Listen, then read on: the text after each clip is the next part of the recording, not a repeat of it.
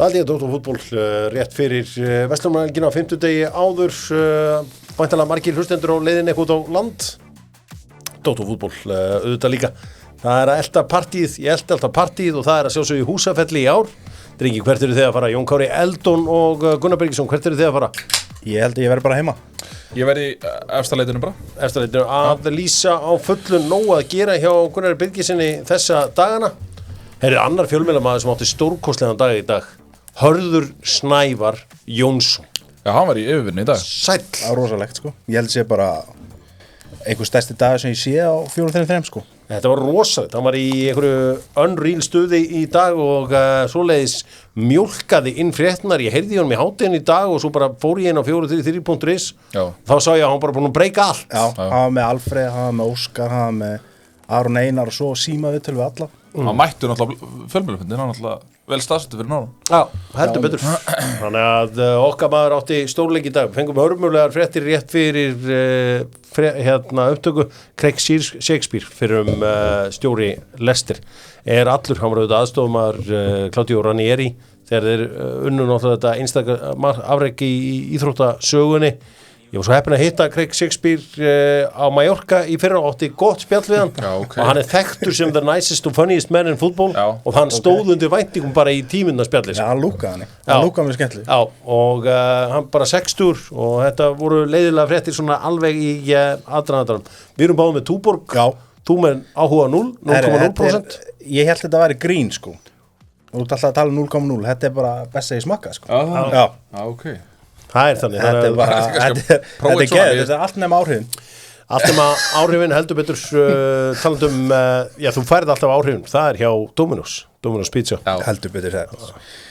Ási sko. Eis, já, heldur betur. Það er okkar maður og verður það alltaf Domino's auðvitað land allt, ekki bara í Reykjavík. Ekki bara fyrir Reykjavíkur elitinu heldur land allt. Væri gaman að fá það á krókin, ég neyta því. Já, það væri gaman. Við erum að skoða það.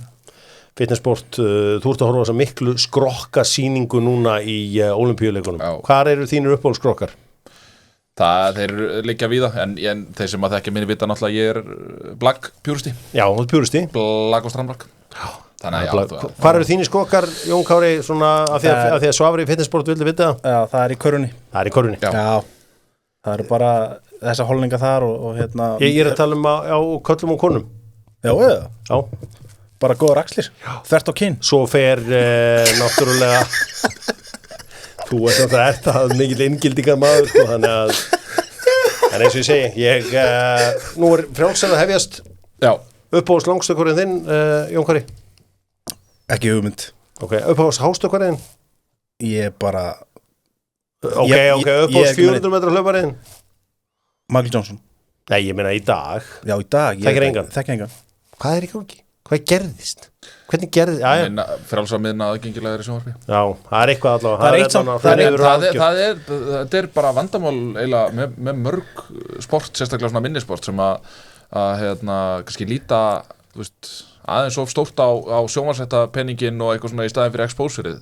En hvað er með samt hérna frjálsar? Þú veist, hver er svona set the alarm gæin? Ég man bara, maður stilti vekjara klukkuna þegar úsæðin bolt var að fara að hlaupa. Takk í sprintþættina. Sprintþættina á Netflix eru mjög góðir. Noah Lyles er hérna... Ég er ekki áskrifandi, þannig að ég get ekki gert það. Á Netflix? Nei. Býttu við það gæin sem var bannaður? Þú stundum að mæla með þáttum? Nei, það er bara ef það er eitthvað tilfallandi. Já, ok. Er það gæin sem var bannaður? Noah Lyles? Nei, það er gæin sem að sagði World Champions of what? Já, við bandarinska kallarslífa í körfubolta og þeir eru trilltir sko. En veistu hvað er að tala um? Þetta set the alarm dæmi. Já, þetta koncept, skilur ég. Já. Maður bara setti vekjara klukkan 6 að þú sem bolt var að fara að hlaupa. Karsten Warholm, Mundo de Plantis í stönginni, Karsten Warholm í 400 grind. Ég þarf að fá lista hjá það bara. Tjekkland bifreiðaskoðun 15% afsláttur þegar að þú segir að Dóttor fútból hafi sendt þig í Tjekkland bifreiðaskoðun, hvort sem það er í Hátúni eða þinni uppáhalds Tjekkland stöð tölvutek, ei mig veg og á tilboð á þar að segja vélum þessa dana, ég kalli yfir þetta fartölur vélar. Það er nú ekki margir sem að gera það. Hvað kallið þið þetta? Fartölur. Ég tala alltaf með ég var að fá mér nýja vél. Ég lappi. Já, lappi. Það með lappan. Það alveg sniðugt. Það gott. Heyrði, það margt í þessu. Með hvaða liði spilaði Þórður Guðjónsson í ensku úrvalsdeildinni? Dótti Guðjóns vinnur doktorfútból, með hvaða liði spilaði hann í ensku úrvalsdeildinni? Hann eini Íslendingur sem skorað í Englandi, Premier League, Þýskalandi og í La Liga. Það ekki Newcastle, Bjarni þar. Já. Hvar var hann í premjunni? Góðu. Hann spilaði fyrir hverja? Hann spilaði fyrir hrútana. Hver eru hrútarnir? Derby County, hár rétt. Ég átti að vera með þetta sko. Jesus. Okay. Powerranka með dynout.is. Takk. Sem ég langaði að fara að rappa þegar ég hætti við það. Þú komst þetta réttum tíma. Talandi ólympíuleikana. Það lítið ólympíubarn á leiðinni. Inga Tinna og Logi Geirs. Heldur betur. Þannig að sjá í hvað íþrótt það mat fer. Já, heldur betur. Skulum kíkja á allt sá með dynout.is, panta mat eða panta borð, kaupa gjafabréf, okkur ekki, dynout.is. Herðu, ég baði ykkur að koma mér óvart. Ég baði ykkur að powerranka eitthvað frá ykkar hjarta. Hvað vil ég powerranka? Ég og Gunnar erum búin að vera að tala saman allan dag og við komum okkur saman það. Og í gær. Það byrjaði í gær, það er rétt. Að powerranka 5 bestu norsku leikmenn í boltanum í dag. Ok, 5 bestu leikmenn frá Noregi í dag. Já, við erum current. Ok, það er bara skemmtilegt. Við erum í momentinu, þannig að við ekki bara byrja þetta. Já. Það var næg að taka, en í 5. sæti er Erling Haaland. Í dag? Já. Já, hvar er hann í stórleik? Við skulum nú ekki fara að ræða, ég nenni ekki að ræða stórleik, það er verslunarmannahelgi framöndan og ég nenni ekki að ræða Erling Haaland í stórleikunum. Okay. Frábær leikmaður, stórkostlegur leikmaður. Já, hann er það. En það eru 4 sem eru betri. Það er mikil heiður að vera í 5. sæti þarna sko. Ok. Það er komið vestlumælgi, ég er alveg til ykkur að vits. Ok, komið bara. 4. sæti. Í 4. sæti, Óskar Bob, Sideshow Bob.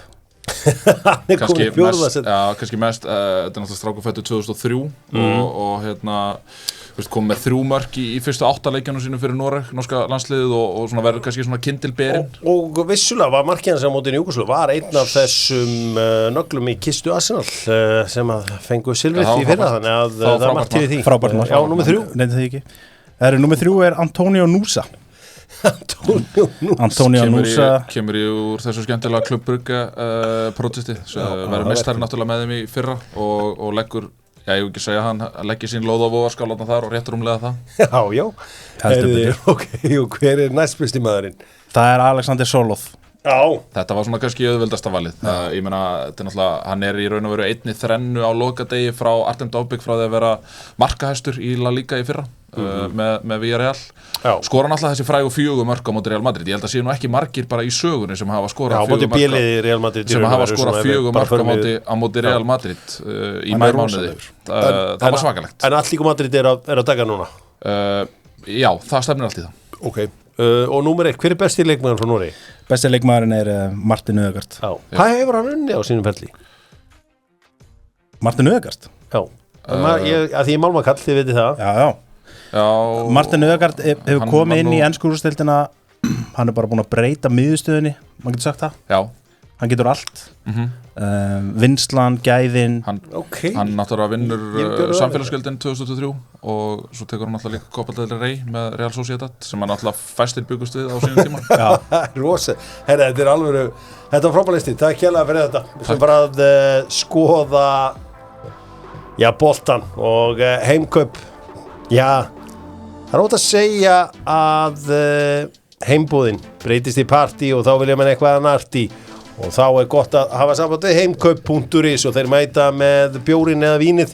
Já, Túborgin, þann græna, þann góða, beint að dyrum til þín. Víkingar eru hetjur íslenskrar knattspyrnu. Þeir gefast aldrei upp. Arnar Gunnlaugsson, sagður ónótafur í Evrópu, rámt. Hann, gaf því langt nef í kvöld. Já, mér finnst samt einhvern veginn Víkingar sjálfur vera búnir að búa til þessa pressu. Já. Hvernig er búin að vera, mér finnst þið bara 2-0 sigur. Já, vel gert, en bara svona, þeir er búin að vera svona svolítið að disrespekta Íslandsmótið, finnst mér. Ok. Byrjuðu náttúrulega hann í hákáleiknum í kórnum að vera eitthvað að rótera og hérna Kili komin inn á daginn að þú veist, mæta á Kópa og Söll. Já, höldum okkur leikinn í kvöld. Þeir vinna hann 2-0. Já, en ég var að segja að það ástæðan fyrir að hann að gefa fólki langt nef. Hann gaf fólki ástæði til þess að, þú veist. Efast sig. Já. Ok, þessi leikur í kvöld, þetta var spilað fyrir luktum dyrum. Það var sem að þeir voru í heimaleikjabanni. Já. Er það ekki rétt skilja hjá mér? Jú. Já. Máttu ekki vera með áhorfendur. Já, og það var svona, þið fannst nú eitthvað áhugavert liðið hjá þeim Víkingum? Já, þetta var áhugaverð uppstilling. Það, en það var fínt flæði í þessu frá byrjun og Gísli Gottskálk sýnir það í þessum leik að hann svo sannarlega klár í þessa stóru leiki. Mér fannst það mjög öflugur í þessum leik og skora náttúrulega þetta mark. Það skráð á hann en þetta náttúrulega vissulega líklega sjálfsmark eins og þetta skráð hjá UEFA. Það var mjög furðulegu varnarleikur í því marki fannst mér hjá Egnetja. Alveg einstaklega furðulegur. En mér fannst hann mjög öflugur, mér fannst miðjan vera að teka vel og Aron Elís sýnir það náttúrulega að hann mikilvægasti leikmaðurinn í þessu Víkingsliði. Ég var bara svona aðeins, maður var ekki alveg viss með frammeirastöðuna því að í svona leikjum þá maður haldið einmitt að Víkingarnir myndu vilja hafa og þyrftu að hafa Nikolaj Hansen til dæmis fremstan eða þá Aron Elís bara til þess að geta sett boltan upp ef það væri einhver pressa á þeim á mann sem að getur unnið hann svolítið í loftinu og annað. Nikolaj Hansen, hann lenti í hákáðingunum síðustu helgi og hann verður eitthvað frá. Þannig að það er bara mjög vel gert á Víkingum. Sterkur sigur, og þeir mæta eitthvað Flóra Tallinn frá Íslandi. Mjög öflugur sigur og þeir ættu nú að fara í gegnum Flóra Tallinn. Sko, öll þessi íslensku lið nefnilega, ekkert öll, Breiðablik og Víkingur, það var mikil gulrót í þessu fyrir leikmenn og liðin af því að næsta umferð, ég ætla ekki að segja, þú veist, ég mun aldrei segja eitthvað sé gefins, en Flóra Tallinn og Áta frá Lettlandi sem að Blikarnir átt að fá, að þetta eru lið sem er vel gerlegt að vinna. Flóra Tallinn lendir í smá ströggli með Virtus frá San Marino, sko. Flóra Tallinn, ég ætla að fara til Sovétríkjana í næstu viku og það er að reyna að hvort ég geti róa mannskapin eitthvað þetta niður. Ég gerir þetta smá mistök, ég ætla að fara á Víkingsleikin en fyrirleikurinn er ekki í Tallinn, hann er í Fossvoginum. Hann er í Fossvogi? Já, nokkrum metrum frá heimilum mínu, þannig að ég hefði betur verið heima heldur en að fara til Sovétríkjana á leikinn. Kannski sannasti fornkvenna stundum er betur heima setið en af stað farið. Heldur betur, vel gert Víkingar, það má alveg klappa fyrir þessu hetjur íslenskrar knattspyrnu. Við skulum halda áfram og skoða aðra leiki í Evrópu, gerum það með Sony sem að eru með verðlaunatækin. Allt í tækinu er frá Sony og til dæmis þið sem eru að horfa á fótbolta eða ólympíuleika eða hvað sem það er, þá var það þannig að þetta er allt tekið upp á Sony græjur og fer beintin í Sony sjónvarpið þitt, þannig að þú getur notið lífsins til hins ítrastak. Þau fóst í að sjálfsögðu í Órigó. Stjarnan eru úr leik eftir skammalega framistöðu gegn Pæti. Má ekki kalla þetta það? Já, þetta mörkir segir fengu á sig voru kannski ekkert spes og það sem að stendur upp úr er kannski þetta, hvað var það, þriðja markið sem þeir skora á 47. Annað markið segi ég, þar sem að kemur svona einhver þversending og Sindri síðan með það var þriðja markið, það var ekki þriðja markið sendingu tilbaka, jú, það var þriðja markið, það var þriðja markið. Það bara svona heilt yfir varnarleikurinn í þessu leik var bara joke og þú veist þú getur ekkert búið upp á þetta í Evrópu. Sindri var ekki einn að gefa mörk, Þóran Ingi gaf líka markaðna en þeir eru svo super kokkið þetta í vörnina, þetta er bara fáránlegt. Já, ég held þú þurfir bara að nálgast þetta aðeins öðruvísi, þú veist. Jökull lærir að þessu bara. Já, en þetta var bara svo glatað að bara sitja þetta heima og horfa á þetta. Það var eins og þeir vissi hvað var undir. Já, einmitt, já. Ég er alveg sammála því, það lúkkaði svolítið þannig að eins og þeir væri svona ekki alveg kannski meðvitaður stöðuna, en þeir ætluðu greinilega að halda bara áfram einhvern veginn að spila sinn bolta og breyta lítið út af og eitthvað svoleiðis. Mögulega voru það mistök en ég er svo sem alltaf fylgjandi því að menn haldi sér bara við sitt alveg sama hvað liðið heitir. Já, það er kannski ágætis punktur í Skotlandi. Þá var kannski leikur sem að ég sá til dæmis að í bettinu þá var verið að gefa alltaf, ég náði sinna á Epic á 1.80 seint meira en mútið Val. Maður bara sá liðið hjá Val og ég sem hér er tækifæri fyrir mig og mínu fjölskyldu.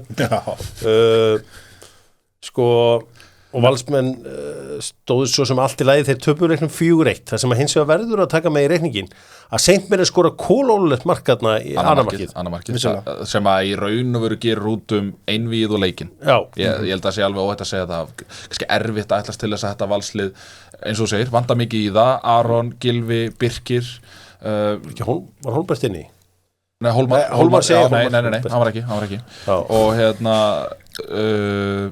þannig að það kannski alveg eðlilegt að þetta lið sé ekki að fara að skora 3 mörk á móti Saint Mirren úti en þetta annar mark, þeir eru 2 meter fyrir innan þetta var ekki eins og tæft það var mjög skrítið haldið þetta hafa einhver áhrif að þeir séu úr leik núna Valsmennir eða eru Valsmennir bara núna nú eru Víkingandi fannir að fókusa á Evrópu og þeir einhvern veginn hafa ekki alveg ráðið við þetta nú strækum við á það Já, bara stræka með hverju Valsarar ekkert búin að vera eitthvað samfærandi, sko Nei, alls ekki og ég held að þessi Evrópukeppni hafi bara hentað þeim vel með að við gengi í deildinni sem smá svona smokescreen nú það farið, nú bara reality check nú þurfa það bara að rífa sig í gang og með þennan leik, þú veist, þarna sér maður í Evrópu hvað heimavöldin sterkur það bara allt annað lið á heimaðalli, bara allt önnur skeppna öll þessi lið og þú veist, þeir koma hinga bara á okkur joggi og mæta á plastið maður tala bara við leikmenn sem að hafa spilað Evrópuleiki og hafa spilað mikið af Evrópuleikjum og hafa farið til, þú veist Kosovo, Albaníu og Búlgaríu og Lettlands og Litáens og bara whatever, Moldavíu og Rúmeníu og eitthvað svoleiðis þessi lið, þú veist, þau koma kannski stundum þú veist, á Valsvöllin eða Smáran eða eitthvað með svona hálfhangandi haus einhvern veginn og svo heima fyrir leikmenn finna það oft bara eftir 3 mínútur þetta verður helvíti strögg sko. og þannig að þú veist það svona, þú veist, Evrópa bara þetta mjög snúið eins og mér hefur verið tíðrætt og ég, þú veist, öll er nú leiknum að Víkingarnir og það bara þú veist, ég ætla ekki að segja mér fannst ekkert af þessum einvíum vera skildu sigrar, ég meina það hefði ekkert komið neitt óvart ef Víkingur hefði dottið út Stjarnan fannst mér vera fyrirfram ef ég hefði bara horft á þetta alveg blákalt fyrirfram þá hefði mér þótt Stjarnan verið í bestu möguleika bara hafandi það að þú veist, nú þekkir maður einstaklinga eins og Gústi og Daði og fleiri sem að þú veist, það eru veldig fáir á Íslandi sem að vita meir eistnesku úrvalsdeildina og hafa séð jafnmarga leiki þar og Gústi til dæmis og þeir vita alveg hvað þeir að segja þegar þeir segja að eitthvað lið sé ekki gott sko og Pæti þetta 4. sætisliði í Íslandi sko. Haldið að við hjálpað Saint Mirren í undirbúningi sinu fyrir leikin að vita það að Gylfi Sig væri ekki væntanlegur til Bretlands þar sem að þú veist, hann er náttúrulega langbesti leikmaður liðsins þetta ekki svipað eins og að spila við Argentínu og heyrir að Messi ekki með þetta Ég veit ekki, hann var náttúrulega ekkert eitthvað sérstakur í þessum leik í fyrirleiknum Nei, en þú veist, hann er alltaf hættulegur Hann er það en ég held að það getur verið eitthvað svaka faktor persónulega Jó, ég spilar eflust einhverja rullu en nei, ég er alveg sammála Jóni að ég held að þeir hafi verið mjög öryggir eftir fyrirleikin bara, maður heyrði nokkra valsar einmitt segja að þú veist, þetta bara einsangjátt og það verður því að seinni leikurinn var raun og alveg eins og fyrir nema núna 90% færis Bíkó er byggingarverslun Kópavogs og þeir vilja fréttirnar úr Kópavoginum Það er komin rosalega græja í Bíkó. Hún er væntanlega uppselt núna því að hún hefur slegið gjörsamlega í gegn. Þetta er ljós sem að drepur lúsmi. Já, þetta er unbelievable stuff. Þetta heitir flugnagildran útfjólblótt ljós sem að bara slátrar þessum lúsmi. Já. Það er bara svona sogast að. Já, þetta er flugnagildra sem að laðar að sér lúsmi og smáar flugur með útfjólblóða ljósitt. Ég þetta bara að fá svona hálsmenni. Það var þetta geðvikt. Fréttnar og Kópavoginum eru þessar að Alfreð Finnbogason er komin í starf eða er hann komin í ráðgjafi eða hvað er hann núna? Einhvers konar advisory hana, þeir geta ráðfært sig við hann við einhvers konar fótboltalegar ákvarðanir. Já, og mér skilst að þetta hafi byrjað fyrir einhverju síðan, þar að segja að hann hafi farið að skoða aðeins hvernig struktúrum væri og hvernig liðið væri uppsett og uppbyggt og hvað væri hægt að gera til framtíðar, af því að það er náttúrulega alveg ljóst að Breiðabliksliðið þá þarf að yngja það, þetta er hár meðalaldur í liðinu og það hefur kannski En á sama skapi það var náttúrulega líka fagnaðarefni að það var náttúrulega margir leikmenn farið frá félaginu, þú veist að ekki farið frá, heldur verið seldir frá félaginu. Þannig að það bara svona þetta að það vantaði kannski fleiri og yngri nöfnin, má segja. Algjörlega. Já, það margt í gangi og... En bara mikill fengur fyrir blikana því að ef það einhver sem maður hefði haldið að væri fullkomin í þetta starf að þá það Alfreð Finnbogason og maður hefur heyrt af því lengi. Hann alltaf var var hann ekki í þessu Jóhann Cruyff námið þarna? Hann mentar í einhverjum fræðum í fútbol... Sportsmann. Já, hann fór einhver Jóhann Cruyff gráðu þarna. Sko, Alfreð náttúrulega ennþá leikmaður sjálfur og hann verður ekki á landinu en þegar að hann sem yfirmaður knattspyrnumála og hann kannski búið með samningin í maímánuði á næsta ári tekur hann þá ekki ákvörðun að Alfreð Finnbogason skipti yfir í Breiðablik? Hann mun alltaf taka eitt tímabilina. Ég veit það ekki, en mikið óskaplega vona ég það því að maður vill svo sannarlega sjá Alfreð Finnbogason spila í bestu deildinni áður en hann kveður geimið sko. Já. En það svona þetta með, þú veist, bæði eins og með hann, Jóhann Berg, Sverrir Inga, þetta eru svo miklu blikar. Þú veist, maður svona gerir alveg ráð fyrir því að allavega, þú veist, ég veit kannski ekki með Jóhann Berg en allavega Sverrir og Alfreð að þeir klári mögulega ferilinn í Kópavogi sko, sem væri frábært. Það væri ekki fyrir deildina. Já, ég eiginlega get lofa því að Alfreð eftir að standa sig vel í þessu og kemur svo sem ekki óvart að hann geti fengið ég vil stærra ekki kaldur en í fótbolta á Íslandi en þetta vel gert hjá Blikum og verður spennandi að fylgjast með þessu. Aðrar fréttir og auðvitað var þetta dagurinn hans Harðar Snævars. Hann sá okkur frá því að Aron Einar Gunnarsson var leiðinni í Þór og svo þessu tvisti með Kortík. Kortík. Hann geti mögulega ef hann myndi finna sig í þessum leikjum Þór farið hann út. Ég meina, þú veist það voru gaman að fá Aron í Þorpið, þessu þetta, hvað heitir? Klárt.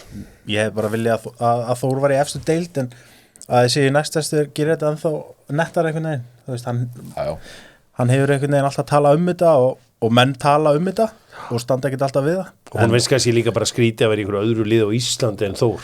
Já, það bara mjög skrítið að sjá, þú veist, hann ekki með flúrað á sig, þú veist, Þorpið Jú, hann með hamarinn og hann með alla góða fræðina. Já, það hefur verið mjög skrítið að sjá hann bara einhvern veginn á Hlíðarenda að skoppa í valstreyju, sko. Já, en menn hafa látið át úr sér að þeir ætla að enda fyrir einhver staðar en mæta svo ykkur annar lið.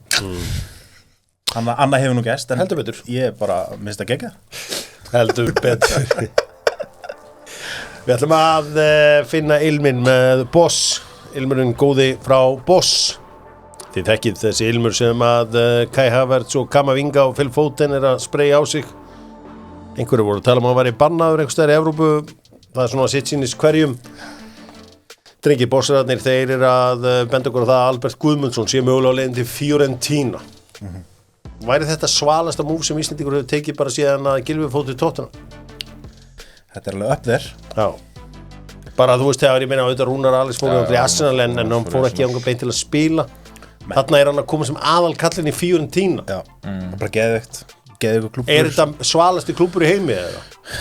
Fiorentina? Já, þeir eru svo ungi, þið muni ekki eftir þessu ég man alveg eftir þessu Nintendo treyjum og ég átti Fiorentina treyju sem var keypt á einhverju markaði út á Spáni. Ég held að sko Fiorentina sé líka vinsælasta liði hjá hipsterunum í dag sko. Ég átti með þess að líka Battistúta Argentina treyju. Já, en allavega, þú veist þetta bara Fiorentina er fáránlega svalur klúbbur. Já, heldur betur. Hvað haldið þetta sé að fara að gangi í gegn eða hvað haldið? Þú veist, hann er náttúrulega kóngurinn í Genóaborg. Já. Þú veist, hvað haldið þið? Er þetta ekki skrif upp á þið? Þú veist, ég vil frekar að hann taki það en eitthvað hliðaskref, kannski eitthvað svona skref, en þú veist, hann verður almaran hann líka, hann getur það alveg. Þetta verður áhvert, hvað er þú? Já, bara, þetta væri skrif upp á þau klárlega og mögulega kannski bara raukrætt skrif. Já. Það verður gaman að sjá. Ég sé að Hörður Snævar oftar að reyna að fá menn til að íta á fréttir og hann segur í því Romano með áhugaverð tíðindi af málefnum Alberts. Já, hann kann þetta. Að reyna að fá menn til að svona Já. Annars er það myndin sem lætur mann smetla. Já, En allavega þá verður gaman að sjá hvort að þetta verði að veruleika.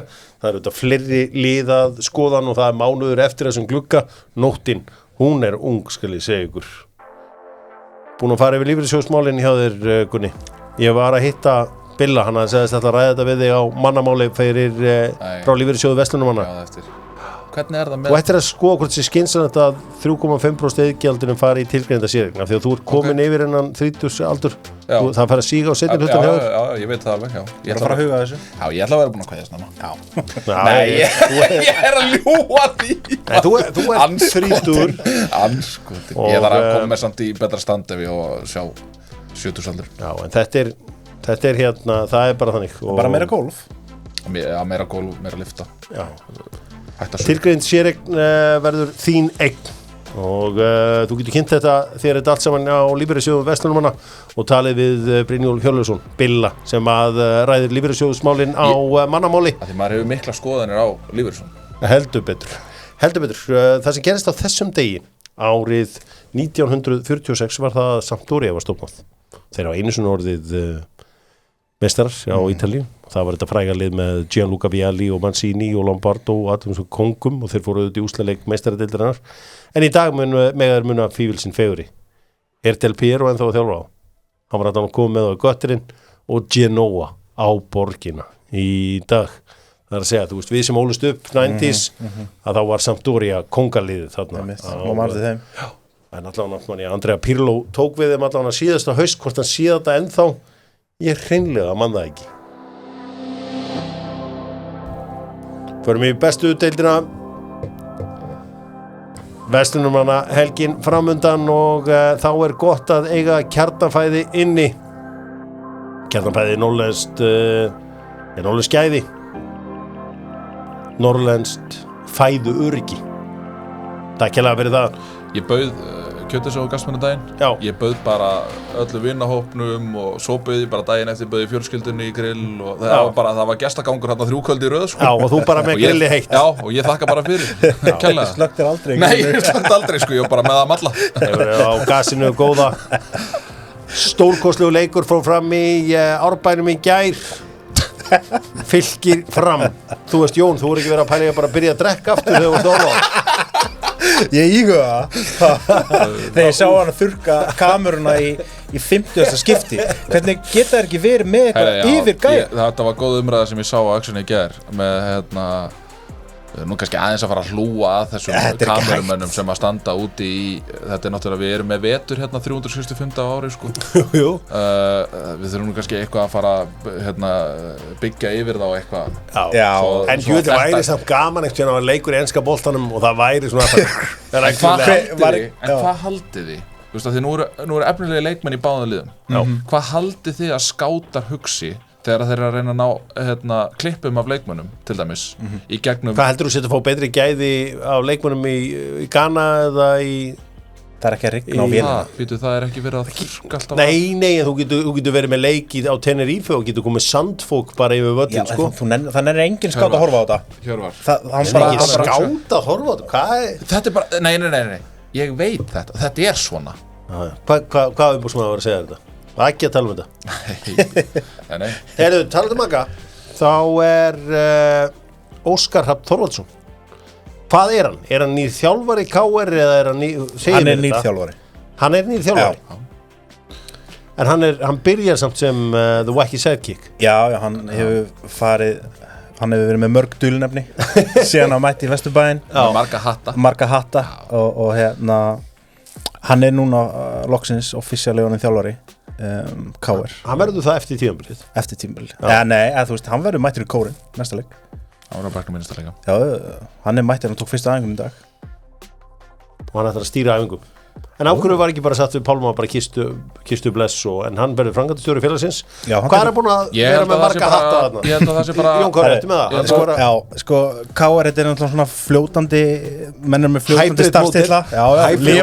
Lifandi vinnustæðar, opið vinnurými, þú veist, það er engin hierarkía. Hvað er hann búin að vera? Hann er búin að vera náttúrulega leikmaður.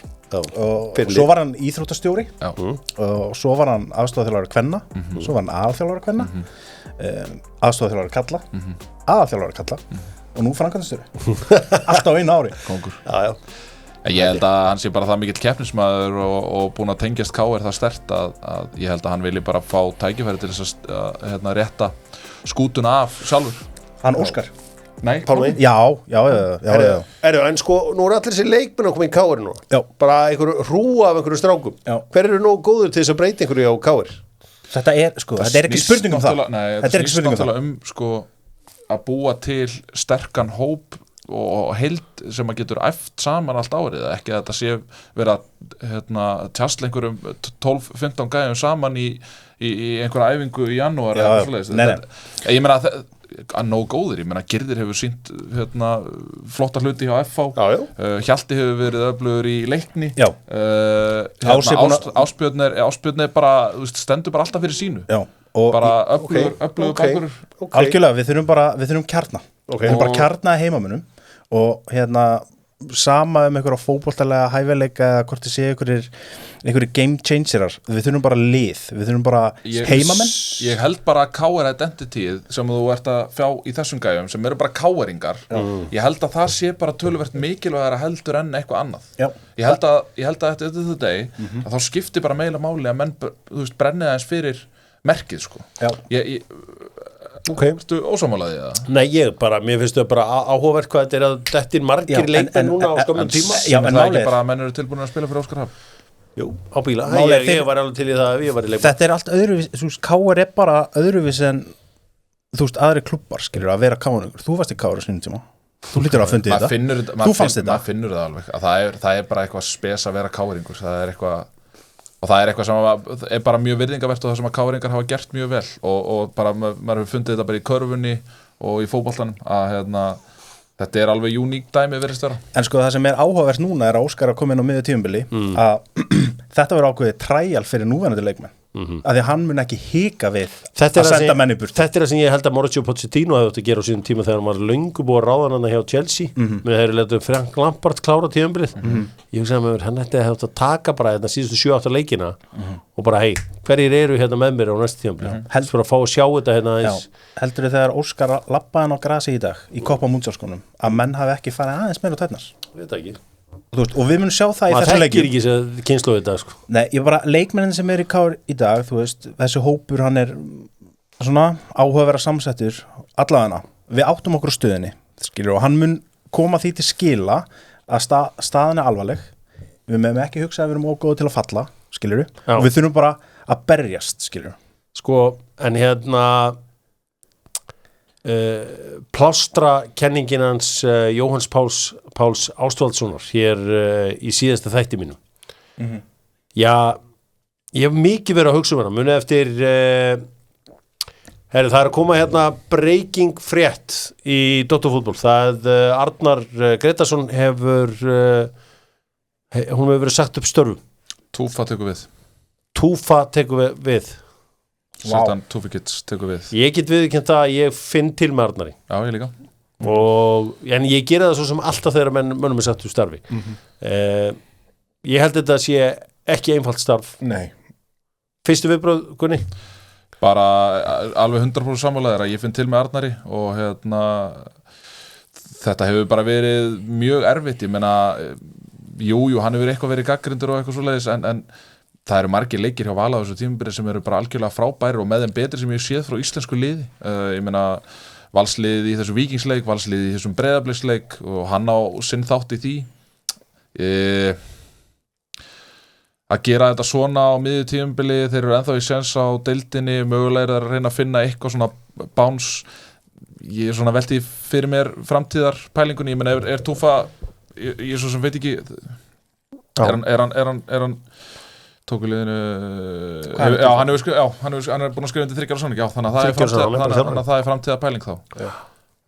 Þá er þetta eitthvað sem að væntanlega hefur legið í loftinu og ef hann myndi ekki klára þetta sent mér en þá er hann látið fara. Já, þetta kemur mér það kemur kannski ekki alveg óvart en þetta samt kemur óvart maður var ekki búin að hugsa þetta Arnar Röflugur þjálfari, það alveg klart það alveg satt sko en einhvern veginn hefur umtala alltaf verið þú veist, hvað að fara að gerast eftir Arnar það hefur verið tilfinningin að þetta var ekki til einhvers langs tíma það sér samt hópin sem hann með þetta óbúðslega sérstök samsetning hópi já og ég meina það menn vilja meina að þú veist að hann eigi bara sinn þátti því þú veist hann vildi fá þú vilt fá Gylfa sig ég veit það en þú veist Gylfi sig á samt ekki að þurfa að vera að koma niður að sækja boltana því Sexani og Val getur ekki tekið við hann skilur þá ertu ekkert að nýta Gylfa sig Gylfi sig á bara að vera í sínum svæðum og fá sendinguna hann getur ekki verið að bera hann upp sjálfur þú veist og það bara þú veist það alls konar svona hlutir þú veist maður sé hérna Valur alltaf verið hérna mjög fræð fyrir vængspil sitt overlappið og maður lokar augun og maður sé bara Sigga Lárgeða fyrir veist, það bara minna af ákveðnum hlutum sem maður á að hérna, kannast við í leikvals en maður heyrði sögur af þessu fyrir tímabilið maður heyrði sögur af því að mögulega væri Valur eitthvað að horfa í kringu sig ef að það var pælingin svo kemur Gylfi Siginn ef að það var pælingin var hann þá bara á skilorði byrjunin á tímabilinu var það pælingin eða bara ef leið og hann myndi gera eitthvað myndi klikka eitthvað að þá þetta bara maður hélt einhvern veginn að það væri þá meira backup kannski að hann fengi þá kannski að redeema sig í deildinni að það náttúrulega þessi leikur á móti Breiðablik sem að það er bara dú og dæ fyrir Val það, þú veist, ef þeir vinna þann leik þá eru þeir bara með í baráttunni og þeir eru bara head to head á móti Víking það er bara algjörlega þannig ef þeir tapa þeim leik þá þetta mjög en þú veist, Börkur leikur sér ekki að taka svona ákvörðun eða stjórn Vals leikur sér ekki að taka svona ákvörðun en af hverju er það þessi þjálfaravelta? Hvaða þjálfaravelta?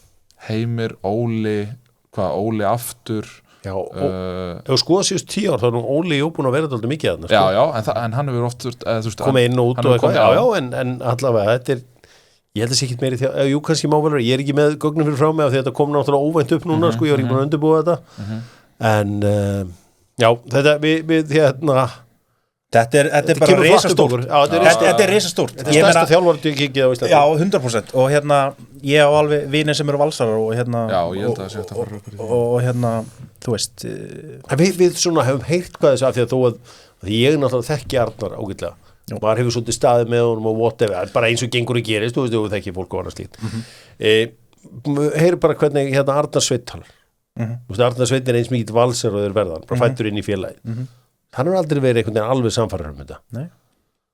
og ég meina, já ég meina það er alveg, þú veist, það er alveg svörið því að menn sé ekki samfærir þetta og þeir valsarum sem ég tala við ég líka kaupi ekki rökin þegar þeir eru að verja skilur ég hef aldrei fundist hann verið eitthvað fitt þarna skilur ég fór svona að hugsa þegar, sorry klára þú veist maður bara að segja, þú veist, til dæmis þegar Heimir hætti á Jamaica skilur, þá var bara, er þetta tíminn, er hann að fara að koma skilur maður alltaf þessi hlýtur þá að koma skilur, það er svolítið svona umtalið svo ég klári hins vegar að ræða Káir þegar við vorum að ræða hérna hann, Jóhann Páll Ástvaldsson mætti hérna með mjög áhugaverða plástra-kenningum titla Káir síðustu 25 árin sem að ég svona muni eftir myndinni Old School þegar að Will Ferrell hélt langa ræðu sem að reyndi síðan vera eitthvað algjört bullshit ég ætla að heyri Jóhann Páli á þegar frábær náungi og skemmtilegur með orginal pælingar og svona, en þessi ræða var algjört bull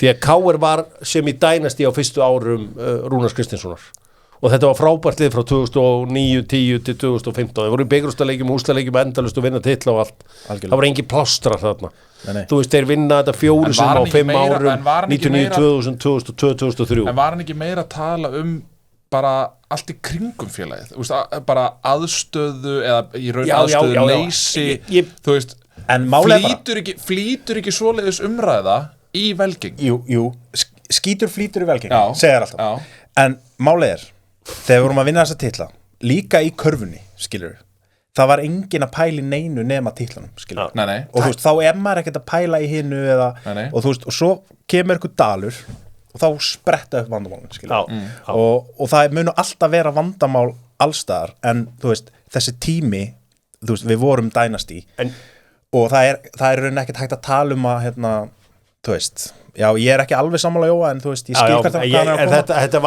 ég settist bara niður eftir þetta og svo byrju, hvað plástra-kenningin ég hafði heldur gaman að þessu, ég hef gaman að þegar maður koma inn með original pælingar en þetta var samt ekki alveg en þú veist, nú Einar Þorsteinsson mættur í Reykjavíkurborg með þetta Build Back Better program sitt, búin að setja upp Parísar hjóliðan í Vesturbænum og svo ertu að fá nýtt gerðgras. Það bæði ekkert eðlilega vel lukkað, ég tók einhverja 8 ferðir daginn, sko, bara hring eftir ég fer ekki mikið niður í miðbæ sko, en ég fór ekki gera með ferð í þetta sko. En svo það bara, við þurfum bara að fá gerðgras á aðalvöllin sem fyrst mér skilst að það verði bara leið að verði bara flauta til loka síðasta leiks á Íslandsmóti að þá verði Einar Þorsteinn sjálfur mættu með skóflu inn á völlin og hann byrja bara ég held að Óskar Hrafn verði með hann líka og Maggi Böð líka ég er bara þú veist, ég veit að Maggi, þú veist, hann vill fá gerðgras þú veist, hann viðurkenna samt en hann vill fá gerðgras heldur betur, við slum gera upp síðustu umferð, það er að segja síðustu leiki í deildinni með Colgate og það eru harðir káringar sem stýra Colgate bransanum góðir tannburstar í bland við frábært tannkrem eitthvað sem hefur ekki klikkað hingað til og svo ég nú með á ská á móti mér einn mesta munnskólsmann okkar Íslendinga Jón Karl Eldor skólið virkar, það virkar svo frá því að flúorkonurnar komu og leta hann skóla í gamla daga hefur hann alltaf skóla bara sjálfur var ekki sem hættu en þú hérst áfram að skóla sko bestur ég var nú bara að hugsa þetta er það Jóli Ísson fyrir þess að klinsvít í gær og svo þessi framistæða á móti Val Jú, hann hefur svarað þú veist, það voru eitthvað gagnrýnisraddir á hann hérna í byrjun móts og hann hefur heldur betur svarað þeim með frammistöðum sínum í síðustu leikin það var vörslur í þessum gæja Já, ég meina, hann er náttúrulega talent hann er talent og var talent mjög snemma var náttúrulega yngri landsliðunum og hérna uppalinn fylkismæður náttúrulega við vorum saman í Bekki Vesló Ég veit að Rúnar Kristinsson ætti eðlilega að vera besti en við reynum að vera ekki alltaf með þetta í sama leiknum ég ætla að gefa Jöllaból þetta þrátt fyrir þess að hörmungi kvöld þá var þessi skagasigur ansi impressive með einhvern bútasum stepp inn á það var mjög impressive og hann hefur kannski tekið það út í Evrópuleikin það hefði verið gaman og ekki gengi það hefði verið gaman ef að ég hugsanlega alltaf tekið hugsanlega sigur í Evrópu heldur en sigur upp á Skaga og svo búðingurinn, ég meina hann kann ekki fórst og þannig að við segjum bara Fredrik Skram allt sem fyrir að marki fer inn í markið núna hjá honum eftir að hann tilkynnti að hann var að fara ekki bara hausinn í köpina hvað, þú veist hausinn þetta er áhugavert á fjóni Hróarskeldu Fredrik eins og var eitthvað staðar kallaður hvenær færu ömmir bara hanskana Já, það kemur bara ljós en hann er staðið sér vel að Fredrik getur verið að túfa breytinguru í þessu sko, ég næði þessu ekki úr mér hann er sagt upp úti hvernig virkar það? Það þeir að fljúa saman heim ég meina hann lítur að bóka bara með þeim heim er ekki hægt að bíða með þetta sko hvað myndi maður gera sem ungur leikmaður með trilltan þjálfara þá myndi maður segja takk fyrir samstarfið og hitta svo aftur fyrir hann blessaður ég myndi alltaf segja takk fyrir samstarfið ég held þú græðir alltaf á því þetta hefur verið þetta er ekki tekið þessi ákvörðun ekki tekin eftir leikta þú mátt nota þetta þessi ákvörðun ekki tekin í skyndi sko ég í fréttatilkynningunni segir Börkur einmitt þetta snýst ekki með einstaka úrslit eða leiki heldur er þetta einfallega mat okkar í stjórn að við séum ekki á réttri leið með liðið og því var þessi ákvörðun mögulega hafði það eitthvað með mig að gera en mjög reglulega þá voru þjálfara mínir reknir í meistaraflokki Björs og Steindór voru reknir og ég hef hitt Steindór margótt en ég var aldrei hitt Björs síðan þá Kitty Björs var rekin hjá mér í Val hann var rekin þegar það var ekki æfinga en eitt og ég hef ekki hitt Kitta Björs síðan það var Ingi Björn Arnbergsson hann var ekki látið halda áfram ég hef alla hitt hann síðan þá Bjarni Jó var rekin hjá Breiðablik ég hef margótt hitt hann og við eigum frábært samband en þú veist þannig að þú veist þjálfari þegar ég var að spila voru alltaf bara reknir þú veist á sunnudagskvöldi eða eitthvað og maður fekk að vita þetta bara á mánudegi á æfingu það var aldrei þannig einhvern veginn í einhverju ferðarlega á leiðin heim ég held að þetta hafi verið þannig bara það var búið að ræða eitthvað og bara þetta var bara settur upp sem einhver úrslitaleikur fyrir hann er ekki farið sem flugvél hann er bara að fara til Marbella eða eitthvað það er búið að ákveða þetta ég vona bara að fara í golf og njóta lífsins aðeins bara að ná það alveg skilið en haldið, þú veist, hafa leikmenn eitthvað vægi í svona? Haldið að leikmenn séu spurðir álits áður en á svona ákvörðum tekið? Já, þeir hafa mikið vægi í þessu. Það ákveðin leikmenn spurðir að ákveðin leikmenn ekki. Já, og sérstaklega í svona liði eins og Val. Þú veist með hana hópa af atvinnumönnum sem hafa gert þetta allt spila á hæsta mögulega leveli og verið í stórum klúbbum og það væri bara mjög skrítið ef stjórnarmenn Vals var ekki að þú veist, hlera þá og þú veist, þeir eru örugglega líka að spyrja hvað við getum gert betur og þú veist, alls konar svona, ekki bara neikvægt. Sendum bestu kveðu til Arnars og vonum bara að hann kemur fljótt aftur, ég er með gig fyrir hann, bara að tala saman eftir helgi. Höldum aðeins áfram, kíkjum aðeins á Lengjudeildina, ég varaði þjóðina við því að íringar ættu Martin Theodorsson inni, Dalvíkingar blikuðu augunum og boltinn lá í netið. En það var reyndar, þetta var eini leikur sem ég myndi ekki að myndi mæta af því að Hörður Snævar Jónsson sem er einn af mönnum þessara viku hann þurfti að bölvunum vel og lengi Keflvíkingar með 3-2 sigur á Þórsurunum. Já, sterkur sigur þar. Hvað haldið að eitthvað lið taki kamelin? Sami? Já. Helst leikmaður. Vilja þeir ekki alveg slatta pening fyrir hann? Eðlilega kannski. Ég sá að Leo Reynis sem að, já, hann er svolítið eins og mamma sín, hann segir hlutina bara eins og þeir eru, hann sagði að hann sé ekki á leiðinu skadan, þeir voru sko annan leikmann. Já, það er bara Þróttur Fjölnir það var eins og mamma sín, hvað það var það? Já, hann bara segir hlutina nákvæmlega eins og þeir eru og er ekkit að tipla tánum. Pappa sem meira svona með vanilu skoðunar en meðan að Leo Reynis verður bara beint í mannin. Já. Það er ekki tekinn boltinn eða Nei, það er bara yellow card bara. Nei, það er oft streit þau mækin eru bara þannig og hann fer og það tók þarna minn mann Kjelan sko. Ég veit að strúka tjekki á X-inu þar er rísandi stjarna á leiðinni Leo Reynisson Þróttur Fjölnir leikur sem að sko er svo ruglaður leikur sko fer 0-0 ekkert að gerast í svona leik ábyggilega ég veit ekki hvernig, ég var ekki á svona leik en Gunni Sig vinnu minn markmaður fyrirhandi, markmannstjálfari Fjölnir sem var guldspjald eftir 1 mínútu sem er eitthvað, ég veit ekki hvað gengið hann á. Hann byrja með guldspjald í leiknum. Það er gest fyrir leik. Já, einhverju uppbytun eða eitthvað.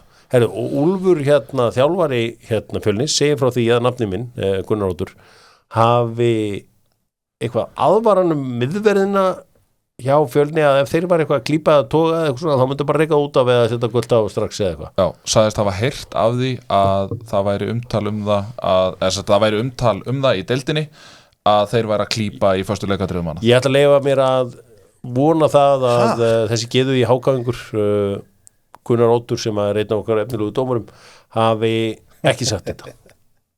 Ég trúi þessu bara. Þetta er bílað. Ég hef þetta svo sem frá bara fyrstu hendi sko. Þannig að þetta er skrítið og ég skil ég var aldrei heilt svona. Ég skil Úlfinn minn vel að vera svektur með þetta af því að þannig erum við unga leikmenn sem eru bara staddir í uppbytun og ég eiginlega trúið ekki að prótokollin sé það af því að ef þetta væri ránt þá værum við búin að heyra hinna hliðina. Fylgist ekki bara með þessu mjög vel og spottar þetta ef þú spottar þetta þá tekur þetta já skilur klárt og bara þú veist ég meina er það einhver tilkynningaskylda hans að láta vita af því að hann alltaf fylgjast með þetta er bara óruglega ég ætla að vera í enska boltan þetta er óbílað ég var einhvern veginn að reyna að skilja þetta ekki sko við erum í ensku úrvalsdeildina og káringarnir þeir flykkjast heim einhverjur kalla eftir því að Jón Kári Eldon kom aftur heim í Káir hann er svo sem gróttumaður í dag ég kem að þegar ágæðastar en afturhelding vann loksins já við tókum það á þriðjudagskvöldið já þeir svona rétta þessu kútnum en ég er ekki að sjá Fjölni missa dampi þeir eru með þetta en reyndar 2 jafntefli reyndar á stundum tíma já það er enginn að satsa það er ekki tap, það er hárrétt hjá þér. Förum í enska boltan með flísabúðinni vorum að tala um gáringa sem var að koma tilbaka mögulega Búi Bensen, kongurinn í flísabúðinni komið aftur allir káringar, allir landsmenn þeir vilja vesla við flísabúðina þú getur farið í það allra flottasta í Versace svo er líka til alls konar flísar í flísabúðinni þeir elska enska boltan eins og Dr. Fútból drengir þessi Svo maður grípa aðeins í Facebookasíðu Arnar Sveins Geirssonar sem að því miður ekki hérna með okkur í kvöld. Hann svo sem lét gamminn geisa eftir tap Arsenal gegn Liverpool í gær. Gerði hann það? Og spurði, þetta virkilega það sem koma skal? Hvernig hitti þetta á ykkur? Þú byrja? Já, ég bara þessi æfingarleikur. Já. Bara flott að fá mínútur í lappirna sko, það eiginlega eina sem ég hef að segja með leik og hérna Arne Slott var bara það var bara, þetta var munurinn og liðum, þú voru ekki áhyggjur eða? Nei, ég get ekki sagt það, en þú kunni áhyggjur af leik sem að átti sér stað 29. júli, nei, hérna 31. júli nei, ekkert svakalega ok, það ég meina, horfðið þú á masterleikin? Já, því að hann kom líka inn á, hann sagði við þurftum ránstöðumark til að vinna Manchester United og svo töpuðum sem leik í gerkvöldi og hann svona var Arnar Sveinn á Facebook síðan og hann heikaði ekki við þetta en það svo sem margt í gangi auðvitað, öllum á óvurum eru Arsenal-menn að reyna að fá Mikel Merino Akkur þetta svona hissa Hvað meinar það? Þetta bara besti ballstopping miðumar í heim í dag. Það var enginn sem vann fleiri dúel í efstu 7 deildurum í Evrópu. Lukkir upp, sko. Þetta bara Busquets. Þeir segja, spánverðinir segja Busquets nema kannski mögulega með örlítið herraþak. Já, ég meina, líð mun ekki komast yfir miðju. Við sáum þetta hjá Newcastle. Og við sáum hann átti erfitt útrátt á það. Sýnir svona af honum hjá Newcastle. Við sáum líka Kevin De Bruyne hjá Chelsea og Mohamed Salah hjá Chelsea, sko. Vist, það ekki að segja svona. Nei, þú hefur trú á þessu. Já, sjálfsögðu hef ég trú á þessu. Ég meina, hvaða sæning hjá Arteta hefur floppa harkalega? Já, ég ætla að horfa til Úkraínu. Já, ég ætla að gefa það. Og ég vona mér sé fyrir gefið. Já, en ég ætla að vona það. Ég ætla að líka horfa aðeins til Brasilíu. Ég vona mér sé fyrir gefið. Gabriel Jesus. Hann á inni. Já, hann á inni. Búið að segja þetta í 7 ár. Hann á inni. Eru talandi United-leikin, svo svona þar? Offside. Ég er í nýju vargræðinu minni frá Sony. Það er að tegna líf. En með Merino, ég meina, við þurfum líka hérna, þú veist, hvert einasta sæning þarf ekki að vera þú veist, world class 150 miljónum punda, við þurfum bara góða leikmenn, stækka hópinn og bara góðan fótboltamann. Skotplayer, já. En það er samt alveg rétt, ég skal alveg viðurkenna það, auðvitað væri maður til í að sjá, að því að nú Eddie Nketiah virðist vera að fara til Marseille, ég væri til í að sjá á framherja koma. Ég held að Gyökeres endaði að koma. Höldum aðeins áfram að ræða sem að Arnar Sveinn Geirsson talaði á Facebooku síðan sinni. Hann var að tala auðvitað þetta undrabarn, Chidobe. Þessi strákur sem skoraði hvað bara 7 mörk í leiknum 10-0 sérjum hjá Arsenal. Ég heyrði þetta nafn í fyrsta skipti í þættinum hjá þér Þetta er undrabarn og danskir fjölmiðlar eru tróðfullir að þessu núna og allir skilja ekki af hverju fór ekki stóru penningan af hverju fór ekki stóru penningan í Dortmund eins og öll undrabarn hafa gert en það er eitthvað projekt hjá Manchester United sem bara heilla stærri penningar það er bara meiri penningar Hvað er í gangi? Ég meina, og núna eru 2 úlingaliðsstrákar að fara, ég meina Smith Rowe farin og nú Nketiah að fari. Bara takk fyrir góð störf. Já, það er ekki mikil eftirsjá þeim. Við getum, ég held að Arsenal geti bara ekki verið að borga undir menn sem að annarkvort koma ekki með neitt í borðs sem eru meiddir heil og hálfu tímabil. Ég held að það sé svona, ég sé alveg klálega eftir Emil Smith Rowe.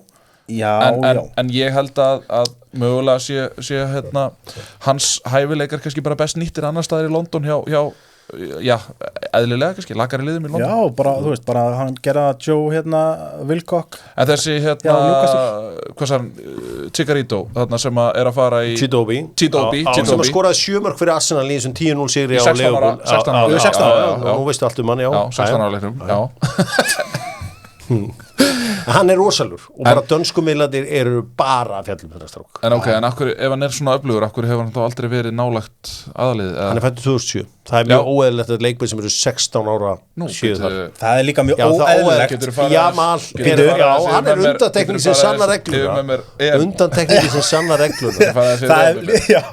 Það var eitt þar, fættur 2007. Herru, það er samt líka mjög óeðlilegt að 16 ára leikmenn séu að fara fyrir peningana. Já, það er mjög ólega. Og kannski fara. Ég held bara að hann var ekki með hugafar fyrir Hann vil kannski komast í byggara. hann vil komast í peningana hann vil komast 16. Og það auðvitað núna í næstu viku meistarana leikurinn sjálfur. Herðu, ég veit hef talað margar Liverpool-menn sem eru skíunum eftir gerdaginn. Þessi magnaði sigur á Arsenal-liðin og þeir einhvern veginn þeir að sjá einhvern veginn fram á betri tíma. Curtis Jones fagnaði því í síðustu viku að Jürgen Klopp var farin og nú var tími Arne Slotts komin. Þið fengu að kynnast Arne Slott í gær ykkar fyrstu kynni. Já, bara virkar flottu þjálfari sko. Og ég held að þetta sé bara fínasta ráning hjá Liverpool þangað til hann kemur í ljós. Ég held að sé kannski óraunhæft fyrir Liverpool að stefna á titil, ég veit það ekki. Er það? Já, þú veist, þeir hafa unnið titilin einu svona síðustu 35 tímabil, þannig að eðlilega væri það óeðlilegt.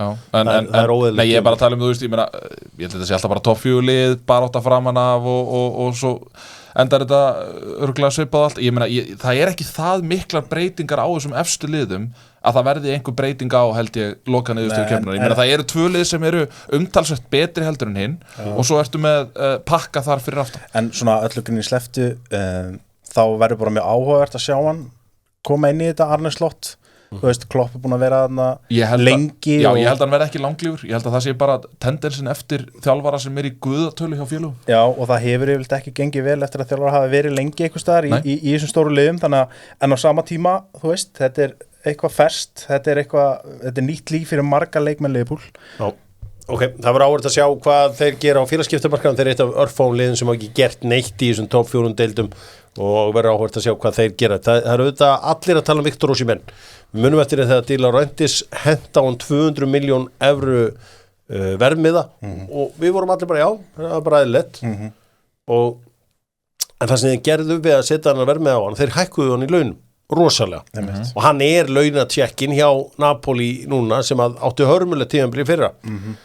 Napoli eru konin í þá stuð að þeir þurfa í raun að vera að losa. Nefnir það getur enginn keypt hann út af þessum PSR-reglum. Profit and þú veist, og þetta allt vesinn. Profit and sustainability.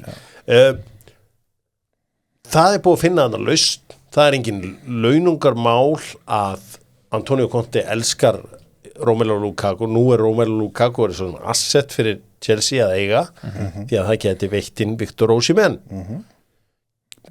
Gætu Chelsea keypt titilinn með Viktor Osimhen innanborðs? Nei, ég meina alls ekki.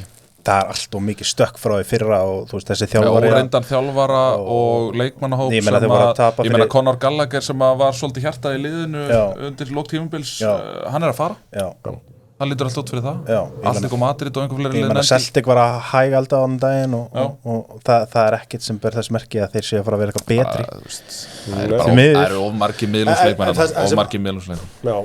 þetta er ekkit lið þú veist þessi klefi títrættur þú veist þetta er bara þetta er ekki karakterar, þú veist, það er vandamálið, skiptir ekki mál fyrir að þjálfa. En hvernig allir sé eins og núna er hausinn og Lukaku væntanlega búin að vera á Napoli núna í allt sumar. Herri, ég á leiðinni í Napoli.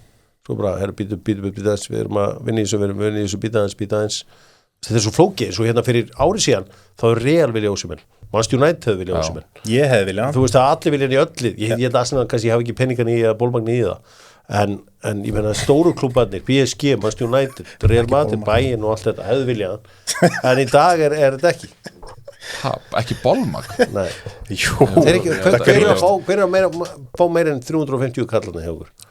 Engin eðlilega, það er system þetta er velreikin klúbbur besti leikmaðurinn á bestu launum það er ekki eitt að efni hann fer þá bara í United og sækir tjekkan eins og þau gera ég var alveg til og sækir byggari retirement fund maður væri alveg til í Viktor Osimhen í Arsenal hann á helling eftir já, auðvitað, ég meina hann hvað er að fættur 98-7 heyrðu, sáu með strákin Mattias Solis sem að fór til Róma þannig að hann gæti fengið hærri laun hjá Leicester en hann bara spurður agentinans af hverju fór hann ekki til Leicester hann var með miklu betri samningstilboð þar en hjá Róma það er ekkert projekt hjá Leicester þá var ég bara svona ok, umbóðsmennur fannir að hjálpa leikmönnum, ekki bara að sækja sem mestan pening heldur líka hvað er í gangi og ég alveg sammála Leicester virkar á með klúbbur í dag sem ekki með eitt projekt í gangi. Nei,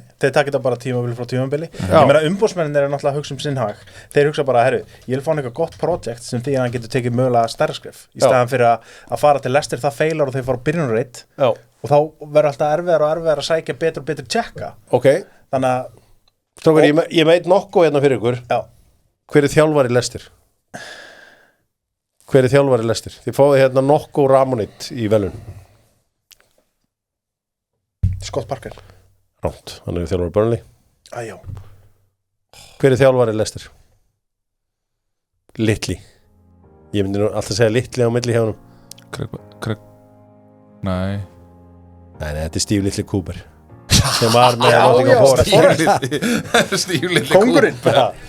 Lagning.is til að leggja bílnum á leiðinni til útlanda. Á hverju ekki að nýta sér þetta þegar þessi þjónusta er til staðar, mögnuð þjónusta. Þeir hringdi inn frétt í dag sem að hefur aðeins verið undir radarinn. Andreas Weimann er mættur til Blackburn. Andy Weimann. Litli Andy Weimann. Stóri Andy Weimann. Austurríkismaðurinn Geðu nú mikið verið rætt og ritað framtíð Dominic Solanke, leikmanns Bournemouth. Ég er að lesa hérna á X-inu að það er einhver umræðum það að Arnar hafi verið rekinn bara fyrir flugið sko. Þetta hafi ekki verið svona útpælt, ég veit það ekki. Ok, bara einhverjum. Ég veit það ekki, það hefur eitthvað það er eitthvað gengið það er eitthvað að gerast, það er bara alltaf að gerast á X-inu augun af X-inu, núna við förum síðan á þá eftir og reynum einhvern veginn að bregðast við þar. Hvaða lið getur, þú veist hvað er verið að tala um Tottenham? Dominic Solanke, það er verið að tala um Tottenham, það er verið að tala um West Ham, það er verið að tala um alls konar lið. Ég er ánað með ég fíla hann leikmann sko, ég held að hann var flottur í Tottenham sko. En styrkir hann Tottenham? Ég veit ekki, hvaða hugsa ykkur hvað margar nýjur hafa feilað hjá West Ham eins og það er skemmtilegur klúbbur. Danny Ings, skemmtilegur leikmaður en ekkert geta þarna. Sebastian Haller, úgeðslega skemmtilegur leikmaður, feilað þarna. Gianluca Scamacca. Ég bara man ekki fleiri núna. Þú veist, já, ég meina Antonio er náttúrulega bara Antonio, þú veist. Já, hann er bara öflugur, en ég meina hann. En er þetta eitthvað umhverfi fyrir ykkur leikmenn að succeeda? Það var kannski ekki undir Moyes spila, kannski bolta sem að hendar þeim, þessum nýjum. Nei, en já, en ég er alveg sammála, ég held að Scamacca sé besta dæmið. Já. Ég hugsa það. Það er svo margar fréttir í enska boltanum, eitthvað sem þið viljið taka út úr þessu, eitthvað sem að þið viljið ræða. Mér finnst mjög áhugavert að vera eitthvað að ræða end og frá Liverpool. Já, mér finnst það mjög ólíklegt. En þú veist, það er bara, en náttúrulega bara með Liverpool líka in general, þeir eru náttúrulega bara búin að eyða 0 krónum, sem er mjög áhugavert. Þeir eru að spara aurinn. Conor Gallagher getur verið á leiðinni til Atletico Madrid, eitthvað verið að tala um Tottenham líka, það er komin einhver Bernardo til Celtic, Paulo Bernardo. Nú talaður að Fullkrug sé hann er mættur aftur, hann var náttúrulega leikmaður hann áður. Hvað segirðu? Nú talaður að Fullkrug og West Ham, það sé komið lengra heldur en svona. Það er nýjan sem mun succeeda hjá West Ham. Ég er ekki viss. Við vitum það að Somerville frá Leeds er mættur og búinn að skrifa undir hjá West Ham. Er ekki örugglega búinn að skrifa undir. Hann er búinn að fara yfir læknisskoðunina og ætti að vera komin yfir línuna. Nú West Ham leiða kapphlaupið Aaron Wan-Bissaka og þeir þurfa að borga ríkulega fyrir hægri bakvörðinn. Mikill missir í honum, það ekki? The Claw. Já. Það er svona kallaður. Nú, kannski besti tíminn til að meiðast er einmitt á haustin. Þá er svo lítið spila enska boltanum, kannski 2-3 leikir og svo verður komið landsleikjarhlé. En Lenny Jóró og Rasmus Højlund verða frá einhverjar 6 vikur, 10 vikur eitthvað. Talaðum að Manchester sé mögulega að fara í enni Chelsea-leikmannin sem að mun hefnast vel, Ben Chilwell, orðlaði við Manchester United. Svo hann alltaf með svo mont og það ævintýri sem að það bauð upp á. Já, hann var meiddur í fyrra. Það var eins og við verðum að dæma Júriðan Timber fyrir síðast nefnir. En er ekki svolítið... Já, þú hefur nú svolítið verið í því. Já, en það kannski ekki ástæðuleg sem verður náði Calafiori. Já, ætla hann hafi ekki verið nær heldur en Jónsson Sirse að komast í lokahópin fyrir Hann var ekki hún. En er ekki smá ágefni að fara án Højlund inn í þetta mót? Jú, það er maðurinn sem heitir Rasmus Højlund. Nei, Rasmus Højlund, það er maðurinn sem heitir Marcus Rashford. Já. Rashi kláður slæg maður velti því samt fyrir sig með hann þyrfti hann ekki bara komast annað því að hann er góður það er ég held að svíðir rosalega fyrir hann að hafa ekki verið á EM í sumar ég held að það sé svona ég held að einmitt hann hafi haft gott á fríinu andlega, það er líka andlega hliðin sem skiptir máli þetta er ekki bara líkamlega heilsa þetta er líka andleg heilsa jú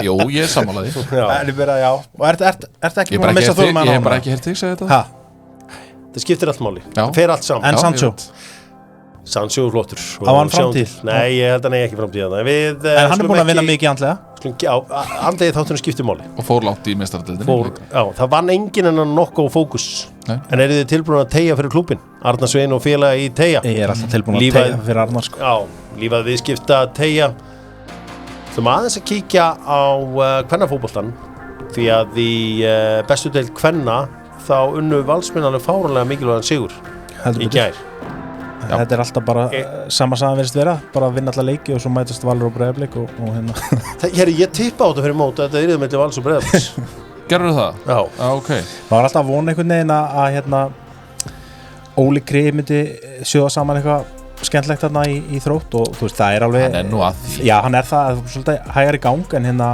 en það er bara þetta er bara Valur og Breiðablik og hérna svo bara einhver pakki það er bara leiðilegt hvað þetta fór fram í leiðilegu veðri og þannig sé á leiðilegum tíma líka þessi leikur því að þetta er svona leikur sem maður vill sjá þetta eru tvö langbestu liðin í kvennaboltanum í dag það er skemmtilegt að Ísabella Sara Tryggvadóttir þetta hlýtur á dóttir Tryggva Guðmundsson á Hrafnildar en sjáu þið aldurinn á stelpum og bekknum á Val þetta er náttúrulega rosaði við erum að tala um kallaleysi gamalt það er varmannmann fætti 89, 91 síðan Elisa 99 Nadia Málfríður Erna 84 Berglind Björn 92 Þórdís Hrönn 93 þetta er sko Valur í dag er náttúrulega glamurklúburinn þetta er líka retirement þetta er bara vinna á mentality skilurðu og það er bara þegar þú ert með eitthvað vinna á mentality og það er eitthvað ganga upp þá er það helviti vesen sko já, það er það og við erum að sjá það núna í fótboltanum kallamegin sérstaklega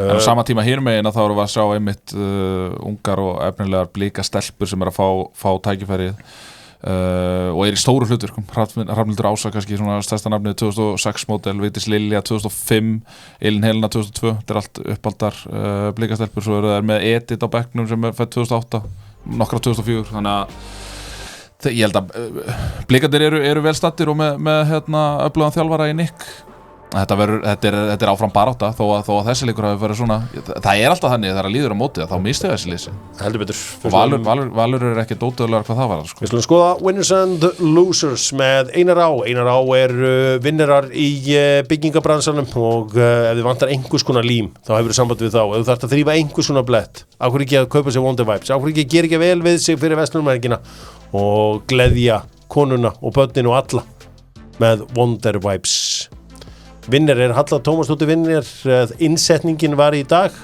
og þið sáttu við innsetninguna hún hefnaðist vel hún kunni ekki ræðuna það var það sem komir hún var alltaf að fára á blaði ef ég hefði one job að læra eina ræðu á mánuði þá myndi ég hefði gert hana blaðlösa þegar maður var að mæta sem forseti ætlaði það ekki verið fínt bara ég var eiginlega mest að horfa á Ólympíuleikana bara Þú hefur verið að horfa á Ólympíuleika einhver vinnir frá svona Ólympíuleika við höfum þetta fylgst með sögulega Lillu Sundi í ára aðeins 1 heimsmet það er út af lögin hún er aðeins grinnri það hefur einhver áhrif á strauminu og eitthvað það er ekki það að sundböndinir eru verri það eru ekki kjör aðstæðu til þess að setja heimsmet í þessari lög en þú veist hvernig gerist það samt þetta er Ólympíuleikarnir þetta er oft í tilbúnu lögum en það vantar svolítið dýft ég hlusta náttúrulega bara á Geituna 2 Inga og náttúrulega Hrafnhildur út sem er náttúrulega okkar besta Já, algjörlega, ég er rakkar unnálsmaður Já, en hún komst náttúrulega í úrslit á Ólympíuleikum það er ekki margir sem að hafa gert það Svo erum við með þessa öflugu konu í gær sem er í þríþrautinni Guðlaug þetta þau gátt ekki synda þegar það var svo mikið að saurgerlum í ámni Er þetta einhverju algjörir hvað er í gangi? Hvaða hörmungur Ólympíuleikar er þetta? Vésteinn Hafsteinsson mjög öflugur Ólympíuleikar Vésteinn Hafsteinsson þetta signudæmi Ólympíunefndinni skeyti. Það er slæmt. Nei, þetta bara Frakkarnir vildu bara að, þú veist, og það er þetta uník sem að gerast núna, þeir eru með sín helstu kennileiti sem svona backdrop í öllum íþróttunum og það er verið að spila, þú veist, það er verið að keppa náttúrulega í strandblækinu fyrir framan Æffelturnin, frábær völlur og þeir vildu bara nota signuða því að það er bara svona eitt af kennileitunum í París. Ef ekki að segja Ólympíunefndin sé hérna á lúsunum eftir þess að skelvilegu byrjun á Ólympíuleikum og meðan annars fengur pillu frá Vésteini Hafsteinssyni. Þetta hefur verið frábær byrjun. Já, Vésteinn Hafsteinsson sendir ekki pillur. Við veitum það allir. Já, ég veit það. Þetta var meira kannski aðdragandinn. Þeir náttúrulega 1,5 billjón bandaríkjadala í hreinsun á signu. Þeir eru þá átt að eyða 6 billjón.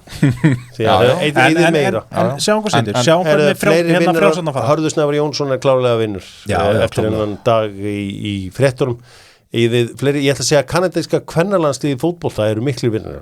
Því að það er svona börðustu óréttlætið heldur betur. Bara svöruð því á vellinu. Þær eru vinnirar. En þetta var náttúrulega ekkert óréttlæti, þetta var náttúrulega bara ólöglegt það sem þær voru að gera, þjálfarið þeirra. Já, en það var ekki leikmönnum að kenna. Nei, það er náttúrulega kannski líðastundu fyrir ákvarðanir þjálfarið. Já, en það er nú reyndar þannig að þjálfarið veist nú ekki öll skipta máli í Ólympíuleikum því að þeir fá ekki eins og verðlaun eins og Guðmundur Leiti Guðmundsson fekk að kynnast. Já, sá hefur náð árangri, það verður ekki deilt. Nei. Einhverjum fleiri svona vinnirar sem að koma upp í ykkar huga? Bara káringar bara loksins hinn útvaldi komin heim og þetta er bara það sem við erum búin að vera að bíða eftir ég er búin að vera að kalla eftir þessu núna bara ég veit ekki hvað lengi og hérna þú veist þetta kokk-tísir loksins búið þú veist hann er bara komin, hann er bara farin að drilla skilur, nú er bara þú veist nú er engar afsakanir projektið er byrjað það munu vera vaxtaverkir skilur við? Já og hérna ég er bara mjög til við spenntum fyrir þessu ferðalagi og hérna ég hef mættur í kórin í fyrsta leik syngja tralla. Eru þið með lúsera? Mér hefur þótt svona nokkri leikmenn í bandaríska körfuboltalandsliðinu sem hafa svona farið létt í töðunar á mér en Jason Tatum hann fekk svona ákveðið wake-up call þarna á Ólympíuleikunum þegar hann spilaði 0 mínútur í fyrsta leik hann er nýbúin að vera NBA-meistari með Boston Celtics Steve Kerr sagði, herðu, sittu hérna á bekknum kútur Já heldur betur svo er það en mér hefur þótt vera svona lúseralaust svolítið síðasta vika Já, ég er líka bara svo jákværa að ég bara reyna að segja það góða í öllum ég vil alltaf að halda það að allir vilji meina vel núna máttu allir vilji meina vel Ert þú amerískur ríkisborgari? Já Máttu kjósa? Nei, ég er með vegabrif Þú veist, ég þarf að vera búsettur til að vera til að vera registered voter Já Hvernig fer það í þig þegar að Indverjinn sagðist vera black Kamala Harris sem var fyrsti indverski Mér fannst bara ekkert um það Ég held bara að það væri í þig Nei, Kamala Harris Það gerði ekki Ertu búin að velja þér þinn ticket? Nei, þú mátt náttúrulega ekki kjósa Nei, ég má kjósa Hvað tjúlega það skrítið? Mega Íslendingar sem eru búsettir í Danmörku eða Noregi þegar þið bygguðu í Noregi, máttu þið kjósa? Já. Ég hef aldrei verið búsettur í Bandaríkjunum. Það er kannski breytan. Ég held bara að ef maður væri með vegabréf, þá mætti maður kjósa. Það er ekki það. Það þarf að vera með lögheimili eða eitthvað, ég veit ekki. Þetta er eitthvað flókið, ég er ekki búin að kynna mér þetta. Ég get örugglega farið og hérna... En ættum við kannski að fara með það út og registera þig? Þannig að þú verður a registered voter. Ég var alveg til í það var líka kallað ævintýri með búlis Já Jón Kári Eldon registered voter Það hljómaður enda mjög vel Leitin á upprúnum Já, bara förum hann út Það var rosett Það er nógu spurningum drengir sem að býða ykkur Vá Kviknaði Vá Kommentarkerfinu Ætli múrarnir sé ekki hana Vá Þetta er eina leið Hann er bara að nota Þetta dottorfútból leikmann sem Twitter sinn Halldór Kristjánsson spyr taka Arsenal fernuna í vetur Það er mjög líklegt Býtu, það er þá samfélagsgjöld Nei, það er þá FA-byggarinn Lengjubyggar, Deildabyggarinn Deildin og Champions League Já Þetta við fórum ekki Lengjubyggarinn Okkur er ekki byggarinn Já Haldið getið unnið hinn einstöku þrennu Nei, ég Gerist ætla vanlega bara, einu svona nei, ég ætla að vera með skilum og segja nei en ég held að komi stór titill, já. Herru, fara Víkingar áfram gegn Flóra Tallinn, spyr Klemens Bjarki Gunnarsson. Já. Fær Óskar Hrafn nýjan starfstitil hjá KR í næsta mánuði. Freyr Snorrason er kugginn. Er þetta Freyr Blikinn? Já. Hann er alltaf léttur. Hvað segir þið það, já? Nei. Býtu komin nýjan starfstitil? Já. Nei, ekki næsta mánuði, nei, það verður ekki fyrir eftir tímabili. Stefán Gunnarsson spyr einfallega, er Sundabrautin ekki lengur raunhæfur möguleiki? Ég held að við ættum að falla frá henni. Ég held að við ættum að fara að skoða, leita allra leiða til þess að koma einhverjum játneinum einhvers staðar niður. Já. Við erum bara að fara að grafa, setja neðar. Já, ég er alveg sammálaði. Ég held að það séu forsöndu fyrir því. Haldið að ný Old Trafford Létt verði flottasti völlur sem að við höfum séð? Nei, ég fór á Ólympíuleikvangin í Berlín til dæmis. Hann er mjög flottur. Ég hef farið á Allianz Arena. Ég hef farið á... Já, en þessi nýji völlur, haldið að hann verði svo flottast stjórn. Hefur komið á Tottenham-völlin? Nei. Þá ættir þú bara varlega. Er slott gull, spyr Jónas Bergsninsson. Er slott gull? Nei. Slott? Já, Arni Slott væntanlega er að tala um. Er slott gull? Já, því að hann er líka að tala um sko bjórin, Slotts, Pilsner, Slotts. Já, ég drekk náttúrulega ekki sko, þannig að nei, er svarið mitt. Mun sá blóðlitlinn á 10 mörkum í vetur, spyr Óskar G. Óskarsson. Já. Þetta er svo mikið fucking kongur sko. Já, hann mun á 10 mörkum. Ég hugsa að gerist í fyrirumferðinni. Í opnum leik. Já, hvað meður við? Fyrir áramót, já, 100%. Það var gaman að fylgjast með þessu. Þetta var að sjálfsögðu nei eða já með Icewear. Icewear eru að sjálfsögðu aðals samstarfsaðilar þjóðhátíðar í Vestmannum. Þjóðhátíðargallinn fæst í Icewear. Það var svo ánægð með, ég var í bláa Icewear jakkana mínum í Danmörku og einhver spaðar sem spurði í hver ertu. Þetta er hann litur. Já. Þeir spurðu, í hver ertu? Eru ekki séð þetta áður? Dönsku spaðarnir. Þessi blái litur, hann er sérstakur. Þegar þú ert rúmlega fertur og einhver spaðar spurði í hverju þú ert. Já. Þá stækkar maður aðeins. Viðurkenna það. Heldur betur. Ætlum að enda hann skemmtilega þátt okkar á El Grande og við förum bara í þægileg heitin í lokin. El Grande með kimi.is. Hefur þú velt því fyrir þér hvar þú getur keypt AdBlue? Já, ég veit að margir hafa velt því fyrir sér. Sumir hafa ekki einu sinni komist í ferðalagið sem þeir ætluðu að fara í af því að vantaði einfaldlega AdBlue.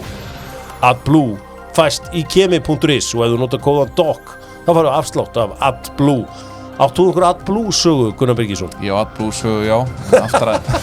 Aftur að mér fór á ferðalagi norður í land þar sem að það þurfti að fylla AdBlue-in og annars gæti ég ekki starta bílum eftir ég held 600 kilometra. Já. Þannig að ég komst ekki, þetta var á föstudegi sem ég áttaði með þetta ljós kviknaði hjá mér. Já, þetta var alveg þetta var á föstudegi langa. Ég man eftir þessu. Það var trilltur. Ég hringdi í Hemma og Danna Hemma og hann sagði, hvað, vantar þig AdBlue? Nei, þetta verður Gunnar. Já, ok. Við erum inn upp í bústað. Við verðum bara, erum heima. Danni Hemma var ekki að nenn að fara að dröslast eitthvað af stað. Ég held ég veit hvaða El Grande þetta var komið. Já. Þú þykist vita það? Já. Þú lítur að, ég meina það kemur bara eitt í greina.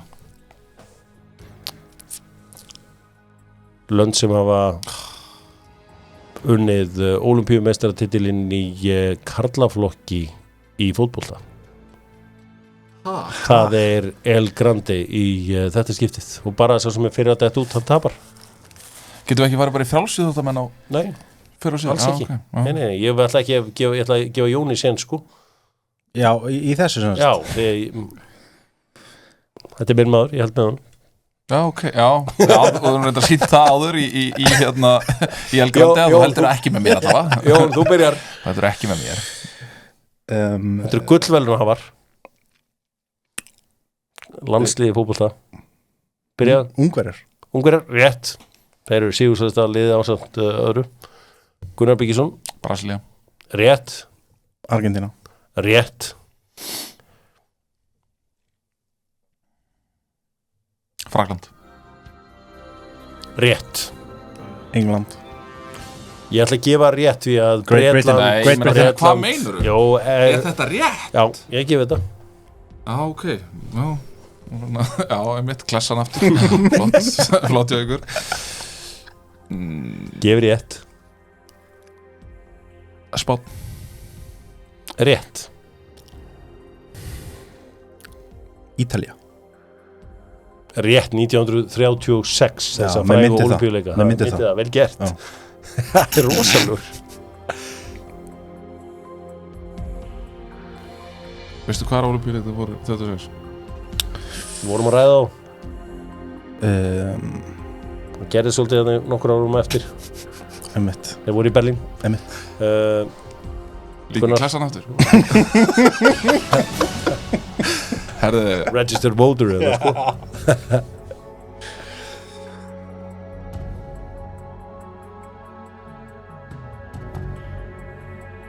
Það var sögulegt í bíddu aðeins. Atlanta. Ég ætla að segja Þýskaland.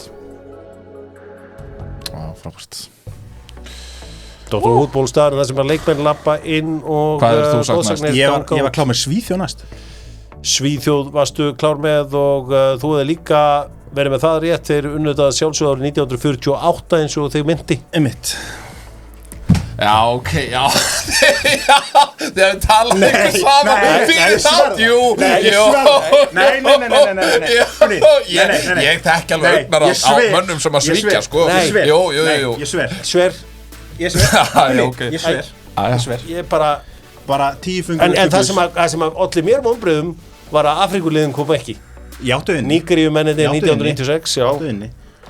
Sem að auðvitað breytti heiminum þegar Nwankwo Kanu og félagar urðu ólympíumeistrar, myndir sem að maður gleymir aldrei og 4 ára síðan voru það síðan Kamerúnar sem að unnu þetta. Svo eru síðan þjóðir sem er ekki til í dag sem að unnu þetta, sovjetmenn, júkar. Ég hefði gefið ykkur rétt fyrir Serba. Það var engin bröð í Afríkunni minn, engin bröð. Á ég segi ykkur eitt.